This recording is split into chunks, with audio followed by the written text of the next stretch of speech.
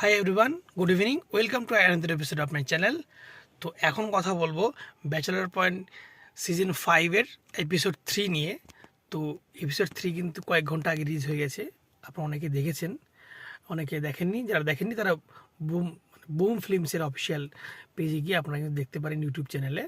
তাছাড়া সাবস্ক্রিপশনের মাধ্যমে তো আপনারা দেখতেই পাবেন বা অনেকে দেখে নিয়েছেন অলরেডি। তো ইউটিউবে যেটা রিলিজ করছে সেটা নিয়ে কথা বলবো। তো এপিসোড 3 কিন্তু ভীষণ ইন্টারেস্টিং, কারণ এই এপিসোডটাই কিন্তু মানে লামিয়া আর শিমুলের কিন্তু একটা সুন্দর কেমিস্ট্রি দেখতে দেখতে পাচ্ছি আর কি। লামিয়া এখন একটা বড় নামি দামি মডেল হয়ে গেছে অলরেডি। আর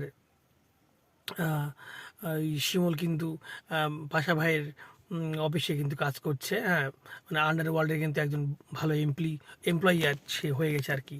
আর ওদিকে লামিয়া কিন্তু বড়সড় মডেল, সে কিন্তু একটা হাই রাইজ বিল্ডিংয়ের টপে গিয়ে কিন্তু সুন্দর ফটোশ্যুট করছে এবং দুজনের মধ্যে সুন্দর একটা কেমিস্ট্রি কিন্তু আমরা দেখতে পাচ্ছি, মানে ডিরেক্টর সেটা বিল্ড আপ করেছে। তো এই এপিসোডের শুরুতে একটা ইন্টারেস্টিং ক্যারেক্টার কিন্তু হ্যাঁ মানে এসছে, যেটা সম্ভবত অন্য কোনো নাটকের কোনো ইন্টারেস্টিং ক্যারেক্টার হতে পারে। তো এই ক্যারেক্টারটা কিন্তু মানে মতলব ভাই বলে একটা যে ক্যারেক্টার নামটা দেওয়া হয়েছে সেটা কিন্তু খুব ইন্টারেস্টিং। আর পাশা ভাইও কিন্তু এখানে খুব মানে ফাটিয়ে পারফরমেন্স দিচ্ছে আর কি।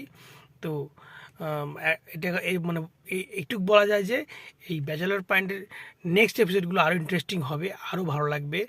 বেশ ইন্টারেস্টিং ক্যারেক্টারগুলো আসতে চলেছে। আর সামনে আমরা দেখতে পাবো যে রোকেয়ার সাথে কাবিরার রিলেশনশিপটা মানে কোন দিকে যায়।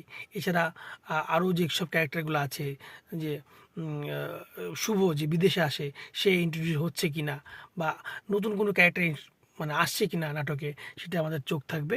আশা করি আপনাদের এপিসোডটা ভালো লেগেছে। আর কেমন লেগেছে কমেন্ট করে জানান। বাই।